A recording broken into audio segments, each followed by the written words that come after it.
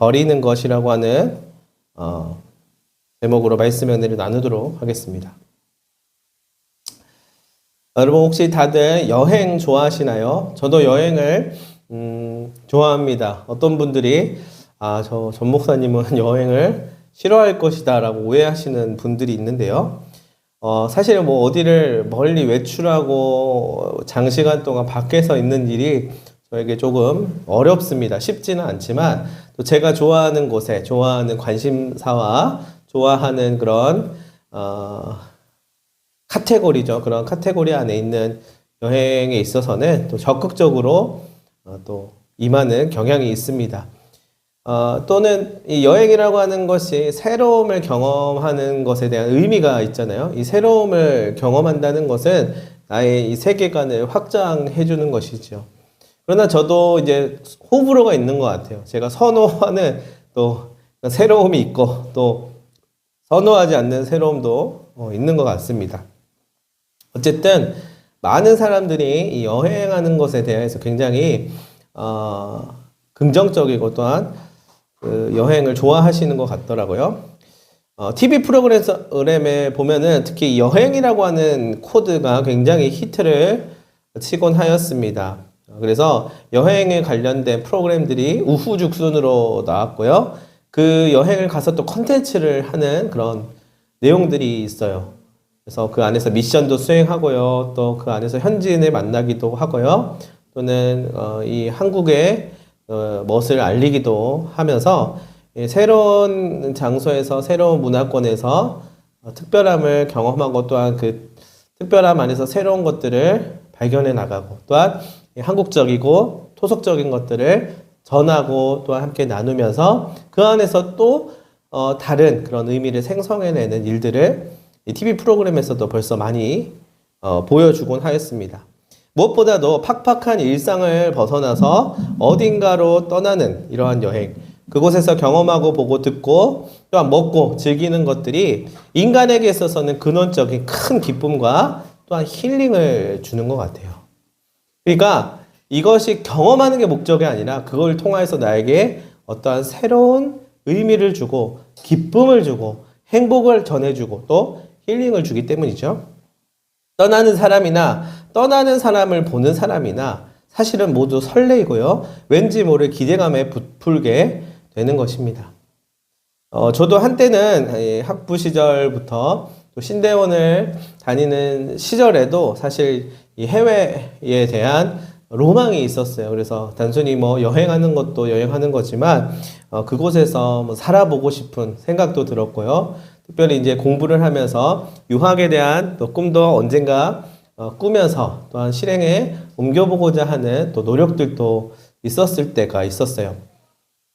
왜냐면 그것에 대해 생각하고 꿈꾸면은 굉장히 마음이 설레입니다. 제가 지금 우리 살고 있고 또 이 교회가 있는 곳이 강서구, 서울 강서구 방화동입니다. 여기는 가장 큰 공공시설이 있는데요. 그게 바로 뭐냐면 공항이에요. 비행기 공항, 김포공항이 아주 가깝게 있습니다.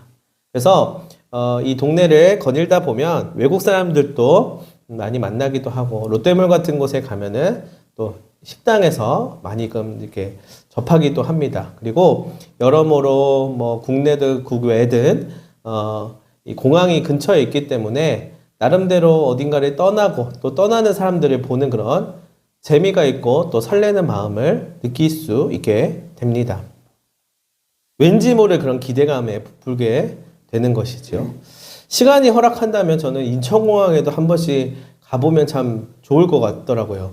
가서 또 다른 또 김포공항과 또 다른 그런 멋이 있고 그런 설레임이 또 좀 더 큰 그런 규모의 스케일을 느끼고 오는 마치 뭐 먼 데를 비행기를 타고 가지 않더라도 공항만 가더라도 한편의 그런 여행을 하고 온 것 같은 느낌이 들 수 있을 것 같아요.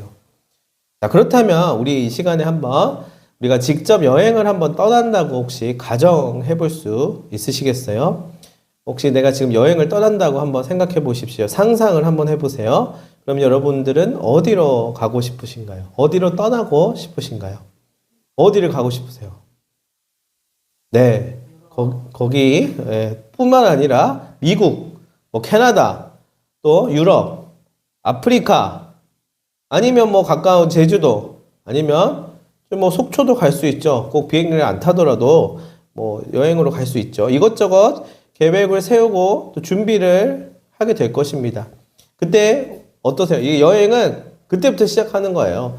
여행을 요이 땅 해가지고 가서부터 이제 내가 차 타고 뭐 교통수단으로 가면서 시작하는 것도 아니고 거기 도착하면서부터 시작하는 것도 아니고 이 계획을 짜고 또 준비하면서부터 시작이 됩니다. 숙소를 잡고요. 식당을 알아보고요. 또 동선을 검색해보는 모든 이 과정 가운데에서 설레이는 마음으로 이제 여행 날짜를 기다리게 될 것입니다. 자, 그리고 이 전날 밤 이제 본격적으로 떠날 채비를 하면서 이제 짐을 싸겠죠. 어떠세요? 생각만 해도 또 즐겁죠? 어떤 사람은 집이 최고다. 나는 방콕에서 방에 콕 처박히고 싶다. 이런 생각할 수도 있지만 한번 생각을 해보세요. 짐을 싸고 내가 원하는 장소에서 원하는 걸 먹고 원하는 것을 보고 원하는 것을 누릴 수 있다. 자본이 없는데요. 돈에 지금 통장에 여행 경비가 충분히 있다고 생각해 보세요. 얼마나 기분이 좋습니까? 근데 이제 전날 밤에 짐을 싼다고 했을 때 뭐부터 싸야 될지 몇 박 며칠이냐에 따라서 짐이 달라지겠지만 이제 짐을 이제 싸야 되는 시즌이 딱 됐어요. 시간이 됐는데 근데 이것도 필요할 것 같고 저것도 필요할 것 같고 이게 없으면 좀 후회할 것 같고, 이 옷은 꼭 가서 갈아입어야 할 것만 같아서 또 넣고 하다 보면은요, 사실은 하나씩 짐을 싸다 보면 어느새 가방에 들어갈 공간이 없어져 버리게 됩니다. 혹시 이런 경험 해보신 적 다들 있으시겠죠? 그래서 여행을 조금 다녀본 사람, 좀 여행 프로 여행러들은 나름대로 경험 있고 노하우가 있는 이 사람들, 소위 말해서 지혜로운 사람들은요, 여행을 갈 때 짐을 되도록 무겁지 않게 필요한 것들만 최소화하여서 갑니다. 오히려 몸을 가볍게 해서 가야 한다고 생각합니다. 그래야만 자유로이 여행을 여행답게 즐길 수가 있기 때문이에요. 안 그러면 짐을 바리바리 들고 다니면서 고생만 하게 됩니다. 혹시나 이제 필요한 것들이 생기면 그 여행지에서 한번 구입해 보기도 하고요. 또는 주변 사람이나 또는 현지 사람에게 요청해 보기도 하는 그런 요령이 생깁니다. 그렇지 않고 바리바리 그냥 다 싸들고 가겠다 하면은 심지어는 그것을 한 번도 안 꺼내보고 그냥 그대로 가지고 오는 경우들도 있어요. 꼭 필요하지 않은 것들을 될 수 있는 대로 많이 담아서 여행을 떠나면 짐이 말 그대로 짐이 되어서 괜한 고생을 하게 된다는 것입니다. 여러분 어떻습니까? 네. 가볍게 무거운 것들은 이제 과감히 내려놓고 후련하게 여행을 즐기는 것이 제일 좋은 것입니다. 자, 우리는 인생을 살아가면서 많은 것들을 가지고 살아가게 됩니다. 사실 빈손으로 왔다가 빈손으로 돌아가는 인생이에요. 공술의 공수거라고 말하죠. 그러한 삶이기는 하지만 살아가는 동안에는 이제 정말 빈손으로 살 수는 없죠. 물론 처음에는 별로 가진 것이 없을 것입니다. 그러다가 이제 점점 하나씩 소유하게 됩니다. 그리고 늘어가게 되죠. 제가 신대원에 처음 입학했을 때 기숙사에 들어가게 되었는데요. 이제 가져온 짐을 풀었습니다. 풀게 되잖아요. 근데 처음에는 그다지 많지 않은 짐이었어요. 책상에도 넉넉한 공간들이 있었고요. 또한 여기저기 이제 내가 사용할 공간들이 많이 있었습니다. 그런데 자, 한 학기 시간이 지나면서 어느새 이제 짐이 점점 늘어나는 거예요. 그래서 기숙사를 이제 방을 옮길 때마다 소위 말해서 이사를 가야 될 때마다 짐이 이제 점점 늘어나서 항상 이것을 옮기느라 여간 고생이 아니었습니다. 특히나 이제 신대원 시절이니까 이제 공부를 한참 이제 여러 과목들을 많이 할 시즌이었는데 책장에는 이제 책이 너무 많아져가지고 감당이 안 되는 수준이 되고요. 또 여기저기 생각보다 살아가면서 이제 생겨난 짐들이 많아지게 되더라고요. 근데 이제 중요한 건 뭐냐면 버리지를 못하는 거예요. 뭐든 쉽게 잘 버리지 못하고 또 쌓아두고 넣어두고 또 걸어 놓다 보니까 그로 인해서 이제 학기가 지나서 이사를 가야 될 때 또는 나중에 새로운 것들 또 들여놓을 때 정말 애를 많이 먹었습니다. 한마디로 말해서 정리하고 버려야 할 것들이 많아진 것이죠. 그 후에 이제 나중에 기숙사를 나와서 이제 밖에 방을 얻고 그리고 이제 결혼하고 신혼집으로 들어가게 되었는데요. 그때부터는 조금씩 필요한 것들 외에는 하나씩 하나씩 버리는 습관을 조금씩 갖게 되었는데 지금도 사실 그게 쉽지는 않은 것 같아요. 왜냐하면 제 습성이 잘 못 버리고 심지어는 누가 버린 걸 가지고 오는 습관들도 있어요. 그리고 좀 뭔가를 제가 좋아하는 분야를 수집하는 그런 경향이 있는데 저희 아내가 다행히 그거 가지고 막 바가지를 긁는 성향은 아닌데 원하는 만큼의 그런 레벨을 하지는 못합니다. 왜냐하면 어느 정도 이제 눈치를 살살 봐가면서 적당히 해야지 이게 좀 선을 넘어가면 이제 감당하기가 나중에 어려워지겠죠. 네. 어쩌면 갖고 싶고 내 것이라고 말하면서 모으고 싶었던 것들이 있는데 나중에는 이제 또 이게 후회하게 만드는 요인이 될 수 있는 것이에요. 특히 이제 책 같은 경우에는 집에 진짜 감당할 수가 없이 많아졌어요. 그래서 지금 우리 교회 제 목양실 자리에도 옮겨놓고 뭐 이렇게 했지만 매번 이사 다닐 때마다 이 책이 문제예요, 책. 그러면서 많이 또 사라진 책들도 있습니다. 막 박스채로 어디로 갔는지 나중에 찾아보면 안 보이는 책들도 많은데 문제는 이 책들이 또 제대로 꽂혀 있지도 않고요. 또 이 책들이 공간을 너무 많이 차지하고 또 이사 갈 때마다 돈을 더 줘야 되고 더 많이 이게 우리에게 손해를 안겨주고 심지어는 이제 읽어보지도 못한 책들이 점점 늘어나게 되더라고요. 근데 제가 뭔가 위안을 얼마 전에 하나 받은 게 있어요. 자크 데리다라고 하는 굉장히 유명한 프랑스 철학자가 있는데 그 사람 서재가 어마어마한 책들이 이렇게 질비하게 있더라고요. 근데 생전에 찍어놓은 영상을 하나 봤는데 막 기자가 물어보는 거예요. 여기 있는 책들 중에 얼마나 봤습니까? 했더니 한 5권? 뭐 이러더라고요. 나머지는 했더니 원래 책은 다 읽지 않아도 그냥 담아놓고 있는 거래요. 그래서 세계적인 이 학자도 다 읽지 않고 수집을 하는구나 이런 걸 보면서 조금 위안을 얻게 되었습니다. 어쨌든 또 너무 많이 그렇게 쌓아놓게 되면 나중에 내가 불편해가지고 또 어려움을 겪게 되겠지요. 어쨌든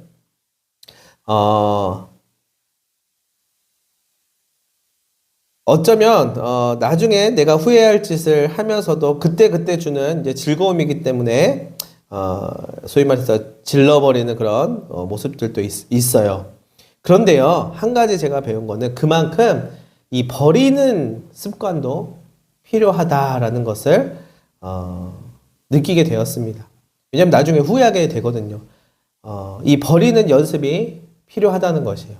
그러니까 버리지 않고 쌓아두기만 하면 분명히 후회하게 되는데 버리고 나서 또 갖다 놓으면 되는 거죠. 근데 버리는 것을 또 선별하는 게 또 어려워요. 그래서 요즘에는 당근마켓이나 뭐 번개장터처럼 중고마켓들이 있어서 저는 굉장히 좋은 것 같더라고요. 또 새로운 걸 교환하기도 하고 물물 교환이잖아요. 물물 교환이 아니구나.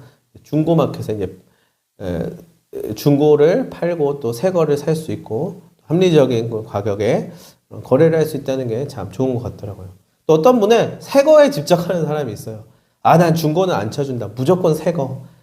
그러면 새 거를 사잖아요. 그러면 1초 만에 중고가 되는 거예요.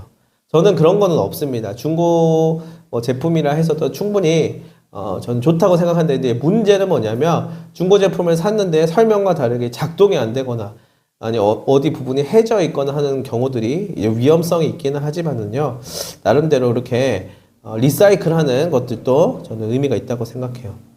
그렇죠. 그래서 내게 있는 것을 필요한 사람들, 누군가에게 있어야 하는 사람들에게 나누어 주는 것은 아주 좋은 방법입니다. 굳이 내 곳이라고 자랑하면서 고집 피우면서 어떻게 해서든지 지키고 소유하고 끌어안는 것만이 결코 좋지는 않다라는 것을 우리는 알아야 할 것입니다. 사실 언제부터 그것이 내 것이었습니까? 물어보면 할 말이 없어요. 언젠가부터 그저 내가 가지고 있게 된 것이기는 하지만 결코 나의 소유라고 말할 수는 없습니다. 그래서 우리는 우리가 가지고 있는 이 모든 것들이 본디 우리의 것이 아니라 우리가 가지고 있게 된 것이라고 이야기할 수밖에 없습니다.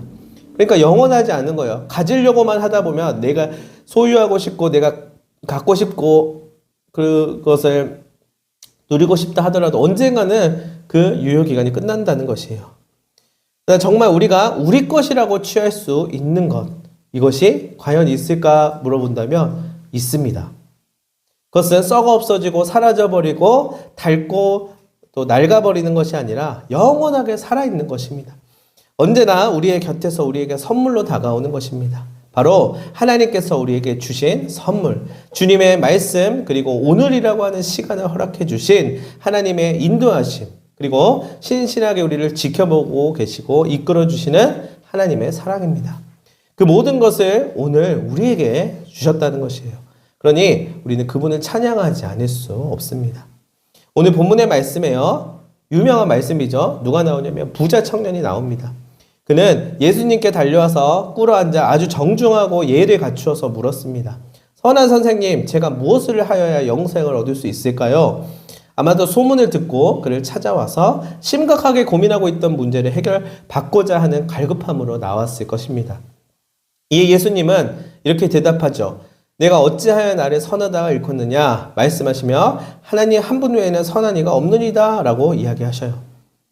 이 말은 지금 선한 선생님이라고 부르면서 영생에 관하여 질문하고 있는 이 청년이 예수께서 무언가 가르침을 주었을 때 그것을 준행한다면 곧 영생을 얻을 수 있는 것으로 간주하여서 물었기 때문에 예수님은 무언가를 행하여 그 주체가 의롭게 되고 영생을 얻는 것이 아니라 하나님 한 분만이 그 일을 하실 수 있다라는 것을 말하고 싶으셨던 것이에요. 자, 그리고 이미 이 청년은 계명을 아주 잘 지키고 있었던, 그것도 어려서부터 아주 모범적인 그런 사람이었다라는 것을 이야기하고 있어요. 재물도 많고 어려서부터 계명에 대한 교육도 받았고요. 그것을 성실히 수행해온, 소위 말해서 신앙의 또 엘리트라고도 표현할 수 있을 것 같습니다. 자, 사실 예수님께서는 그의 이러한 옳음이라고 하는 착하고 성실하게 신앙생활을 잘한 이에 칭찬을 받을 만한 그런 옳음이 중요한 것이 아니라 자기 자신을 위해서 자기의 의로움을 나타내고 드러내기 위해서 지킨 자기 자신의 의라고 하는 것을 지금 꼬집으시면서 그것이 너에게 영생을 허락하지 않아 라는 것을 지금 말씀하고 계시는 것이에요. 참 많은 것을 가진 그는 지금껏 재물을 모아왔고 지식과 계명과 다른 여러 가지 것들을 배우고 습득하면서 자기의 부족한 면들을 채워가는 그 맛을 보면서 살아왔는지도 모르겠어요. 그리고 이 청년은 사실은 당시 유대 사회에서 유대인이라면 누구나 사고할 수 있는 그런 율법적인 삶을 살았기 때문에 이러한 모습을 보인 것이라고 말할 수 있는데요. 같은 평행 본문인 마태복음에서는 아직도 무엇이 부족하나이까? 라는 말이 덧붙여서 나오게 됩니다. 내가 아직 갖지 못한 것, 그게 이 컬렉터에게는 필요했던 것이에요. 뭐냐면 영생이죠, 영생. 영생을 위해서는 뭔가 더 지켜야 할 것이 있을 것 같아서 지금 예수를 찾아온 것이에요. 나머지 것들은 다 지키고 행하고 습득하였는데 뭔가가 부족하다라는 것을 느꼈던 것이죠. 그런 그에게 예수님께서는 오늘 본문 말씀에서 말씀해 주시죠. 21절 말씀에 보면은 나옵니다. 예수님께서는 그를 책망하시며 마치 바리새인들에게 하듯이 꾸짖으시며 말씀하신 것이 아니라 오히려 사랑하사 이르셨다라고 표현하고 있어요. 내게 아직도 한 가지 부족한 것이 있으니 가서 내게 있는 것을 다 팔아 가난한 자들에게 주라. 그리하면 하늘에서 보화가 내게 있으리라. 그리고 와서 나를 따르라.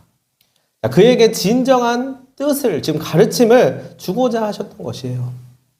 네가 아무리 많은 계명을 지키고 또 없었던 통찰을 얻는다 하여도 또 지킨다 하여도 지금 너의 드러난 그 의로움이 아니라 내면의 진정한 순종 그리고 그에 따른 진실된 사랑이 결여되어 있다면 외형적인 율법 준수는 아무런 가치와 효력이 없다라는 것을 말씀하고 계시는 것입니다. 자, 여러분, 주님은요 정말 깊으신 분이에요. 표면적으로 지금 관계 안에서 티키타카를 하면서 너 좋은 말 내가 해주고 너도 나한테 좋은 말 해줘라 라고 하는 게 아니라 그 중심을 바라보고 계셔서 그것을 명확하게 지금 언급하시는 것이에요. 그만큼 기쁘신 분이십니다. 그가 진정으로 버려야 할 것과 진정으로 가져야 할 것을 정확하게 보신 것이에요. 자기에게 훈장처럼 달린 무거운 짐들은 이내 버려야 하는 것이고요. 자기가 가지고 애걸복걸하고 있던 것들이 있다면 내려놓을 줄 알아야 한다는 것을 지금 말씀하고 계시는 것입니다. 반면에 꼭 얻어야 할 것은 하나님께 대한 진정한 순종과 또한 타인을 향한 진실된 사랑의 마음을 가져야 한다고 말씀하시는 것입니다. 자기가 물었던 물음에 대하여서 예수께서 올바른 답변을 하신 것을 청년은 알았을까요? 몰랐을까요? 알았어요. 그러나 슬픈 기색을 띠고 근심하여서 돌아갔습니다. 버려야 할 것들, 내려놔야 할 것들이 무엇인지 알고 있었을 거예요. 또한 그러한 자기의 모습이 부끄러웠을 것이고요. 자기가 생각했었던 영생을 얻음이 아니었다라는 것에 실망하였을 것입니다. 도리어 더 의롭게 되고자 했다가 이제껏 쌓아놓은 것마저 잃게 될까봐 세상에 그 좋은 예수님을 만나고도 이내 돌아가 버렸습니다. 아까 전에 제가 책상 위에 버리기가 아까워서 모아두었던 것들이 있었다고 했잖아요. 나중에 이게 후회로 다가온다고 말씀드렸죠. 그러나 저에게는 있어서 아직도 저희 집에 쌓아놓고 버리지 못하는 것들이 있을까요? 없을까요? 있어요. 버려야 할 것들을 버리지 못하고 이사 갈 때마다 가지고 쌓아놓는 것들이 있어요. 또한 저의 내면에도요, 버리지 못하는 그런 모습들이 있어요. 부끄러운 옛 자아가 있습니다. 자, 오늘 우리는 이 수요 저녁 예배를 통하여서 한번 돌아보았으면 합니다. 우리에게 말씀하시고 우리를 위하여서 이 땅에 오신 예수 그리스도의 삶을 또한 바라보았으면 합니다. 모진 고난과 모욕을 당하면서까지 땀방울이 핏방울이 되도록 고통을 끌어안고서 우리의 죄를 짊어지시고 십자가에 오르사 물과 피를 쏟으신 그 예수 그리스도를 한번 바라보았으면 합니다. 그는 무엇을 얻고 또 무엇을 버리셨나요? 우리의 허물과 우리의 죄와 우리의 어긋남과 우리의 부끄러움을 그대로 그분이 짊어지시고 구원을 허락해 주시기 위해서 그의 영광스러운 하나님 되심을 과감하게 버리시고 우리를 위해서 제물이 되어 주셨습니다. 그리고 나서 무엇을 얻으셨냐면 생명의 면류관, 부활의 영광을 얻으시고 또한 보여주시고 증거해 주심으로써 우리가 거기에 참여할 수 있게끔 하여 주셨습니다. 자, 몸소 보여주셨어요. 그리고 오늘 본문 한번 들여다보십시오. 구원, 지금 구원을 위하여서 부자 청년이 이것을 물어보려고 왔잖아요. 부자 청년이 그토록 바라였던 그 영생을 지금 예수님께서는 알려주셨어요. 그리고 실제로 이 영생을 주시기 위하여서 이 땅에 오셨고 결국 나무에 달리셨습니다. 주님을 믿고 주님의 말씀에 청종하며 주님의 인도하심을 받는 삶이 여기서부터 우리는 시작될 수 있게 되는 것이에요. 우리의 옛 자아와 우리가 버려야 할 것들을 예수 그리스도로 힘입어서 그 나무에 못 박고 또한 죽고 나는 죽고 다시 예수로 인하여서 살아날 수 있는 그러한 희망, 부활의 가능성 또한 영광이 우리에게 주어지게 된 것입니다. 그러나 우리는 여전히 주님이 지으시고 만드시고 운행하시고 선물로 주시는 삶 앞에서 머뭇머뭇거리고 있습니다. 왜냐하면 그것이 어떠한 것이든 간에 여전히 자리하고 있는, 버리지 못하고 있는 또는 꺼내지 못하고 있는 내 안에 무엇인가가 있기 때문일 것입니다. 손에, 마음에 놓지 못하고 쥐고 있는 그것마저 주님 앞에 내려놓을 때 보이기 싫고 들키기 싫고 차마 말하기 어려운 그것마저도 주님 앞에 맡겨드릴 때 우리는 비로소 우리 안에 있는 거품을 거두어내고 주님으로 온전히 채울 수 있게 될 것입니다. 여러분 성경 안에 이 청년처럼 주님을 한번 내 안에서 다시금 묵상하면서 우리에게 주어진 삶의 시간을 한번 보내보시고 주님 앞에 나아가실 수 있게 되시길 바랍니다. 그리고서 주님 어떻게 해야 합니까? 라고 물어보시기를 바랍니다. 우리도 이 청년과 같이 슬픈 기색을 하며 여전히 움켜쥐고 있는 나의 것을 들고 돌아가 버리는 것이 아니라 주님 어떻게 해야 될까요? 라고 물어보며 그 안에서 머물러서 하나님의 말씀을 통해서 다시금 우리가 어떻게 하여야 될지 모르는 상황 가운데 하나님께서 인도해 주시는 것들을 경험할 수 있게 되면 좋겠습니다. 여러분 부자 청년과 같은 모습이 우리 안에 여전히 남아 있습니다. 슬픈 기색을 하고 돌아설 수도 있습니다. 그러나 나를 사랑하사 말씀하시는 그분의 음성에 믿음으로 나아갈 수도 있습니다. 우리가 진정으로 버려야 할 것은 무엇일까요? 또한 진정으로 얻어야 할 것은 무엇일까요? 내려놓기 싫은 것은 또한 무엇일까요? 꼭 취해야 할 것이 있다면 또한 그것은 무엇일까요? 오늘 우리에게 주님께서 말씀하고 계십니다. 주님께서는 참 깊으신 분이세요. 우리에게 사랑하사 찾아오셔서 말씀해 주십니다. 재물이 많고 지식이 많고 경험이 많고 지킨 것들이 많고 그동안 모아온 것, 쌓아온 명예가 많고 오름이라 여기면서 살아온 인생들아, 이제는 자기 의로움을 버리고 겸손히 주님 앞에 나와 그분의 말씀에 순복하여 내게 맡긴 사명을 다하여라. 말씀하십니다. 부자 청년에게는 가난한 자들에게 나누라는 것이었다면 우리 각각 한 사람 한 사람에게는 그에 맞는 또한 우리에게 가장 적합한 메시지가 분명히 있을 것이라 믿습니다. 주님 앞에 귀 기울이며 주님과 함께 진정한 영생의 자유함과 기쁨을 누리는 우리 모두가 되기를 간절히 소망합니다. 기도하도록 하겠습니다. 하나님 아버지, 오늘 우리가 읽었었던 그 본문의 31절에 그러나 먼저 된 자로서 나중되고 나중된 자로서 먼저 될 자가 많으니라 라고 말씀하셨습니다. 하나님 아버지, 우리가 늘 겸손히 주님을 따르며 주님의 말씀에 귀 기울이고 주신 사명을 따라서 사랑하며 섬기는 자가 되게 하여 주시옵고, 또 마음이 어렵고 또 먹구름과도 같은 생각들이 우리를 지배할 때에 우리 스스로 이것을 해결해 보려고 아등바등하지 않고 이 문제와 상황과 어려움을 주님께 맡겨드리며 주님께서 인도하시는 그 말씀을 발견하고 붙잡고 또한 그것을 힘입어서 담대히 나아갈 수 있도록 주님께서 도와주시옵소서. 감사하며 예수님의 이름으로 기도합니다. 아멘.